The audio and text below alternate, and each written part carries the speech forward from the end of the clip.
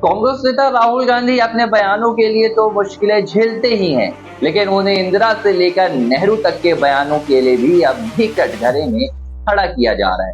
नमस्कार, liberal TV देख रहे हैं आप। मैं हूं आर तिवारी। महाराष्ट्र में एक नई सियासत चल रही है। छत्रपति महाराज शिवाजी की 35 फीट की प्रतिमा सिंधुदुर्ग जिले में गिरती है।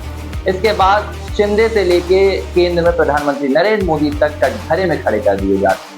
मामला जब हद से ज्यादा उबाल मारता है तो महाराष्ट्र पहुंचे पालघर में प्रधानमंत्री नरेंद्र मोदी सिर झुकाकर छत्रपति महाराज शिवाजी से माफी मांगते हैं और निशाना साधते हैं कि इसी महाराष्ट्र में दूसरे लोग भी हैं जो महाराष्ट्र के बेटे वीर सावरकर का भी अपमान करते हैं, लेकिन माफी नहीं मांगते हैं। ये निशाना सीधे तौर पर राहुल गांधी के खिलाफ था और वहीं से प्रधानमंत्री नरेंद्र मोदी ने ये पिच भी सेट कर दी थी कि अब हम लोग की बौछार भाजपा पर नहीं, राहुल गांधी के खिलाफ होगी। इसके बाद से ही महाराष्ट्र में एक नई सियासत देखने के मिल रही है।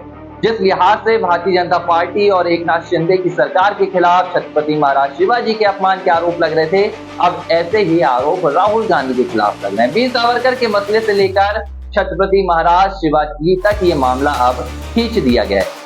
दरअसल एक पुराने बयान को चर्चाओं में लाया जा रहा है। इस बयान की पूरे महाराष्ट्र में चर्चा हो रही है और इसे लाकर कटघरे में राहुल गांधी को खड़ा किया जा रहा है। और ये बयान है देश के पहले प्रधानमंत्री और राहुल गांधी के नाना जवाहरलाल नेहरू का। दरअसल जवाहरलाल नेहरू ने एक बार छत्रपति महाराज शिवाजी को लेकर एक बयान दिया था और अपने इस बयान में उन्होंने कहीं ना कहीं छत्रपति शिवाजी के खिलाफ कुछ बातें कही थी और उन्होंने उन्हें गुमराह, देशभक्त और विश्वासघाती, लुटेरा जैसे शब्दों का इस्तेमाल किया था। अब जब महाराष्ट्र में छत्रपति शिवाजी महाराज की मूर्ति गिरी, शिंदे सरकार, प्रधानमंत्री नरेंद्र मोदी के खिलाफ अपमान के आरोप लगे, यहाँ तक कि पीएम मोदी को सिर झुकाकर माफी भी मांगनी पड़ गई।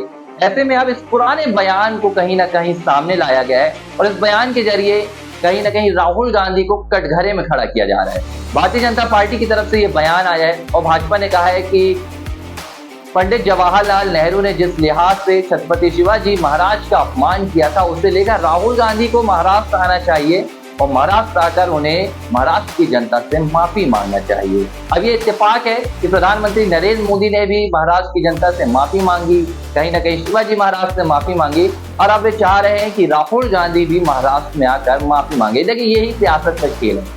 ये कोई नहीं जानता था कि प्रधानमंत्री नरेंद्र मोदी के इस बयान के बाद सियासत का ऐसा पहिया बदलेगा कि राहुल गांधी को भी माफी मांगने के लिए मजबूर किया जाना शुरू हो जाएगा। लेकिन महाराष्ट्र में विधानसभा चुनाव से पहले ऐसे मसले आते रहते हैं। कभी छत्रपति शिवाजी महाराज का मसला तो कभी वीर सावरकर का मसला, और महाराष्ट्र की सियासत में इन्हीं मसलों पर कहीं ना कहीं चुनावी जो नतीजे होते हैं उनका रुख भी तय होता है। यही वजह है कि चाहे वो एकनाथ शिंदे की शिवसेना हो, भारतीय जनता पार्टी हो या शरद पवार की एनसीपी हो, शिवाजी महाराज की प्रतिमा के मसले पर हर दल एक दूसरे को निशाने पर लेने से नहीं चूक रहा है और ये मुद्दा अब लगातार उबाल मारता ही जा रहा है।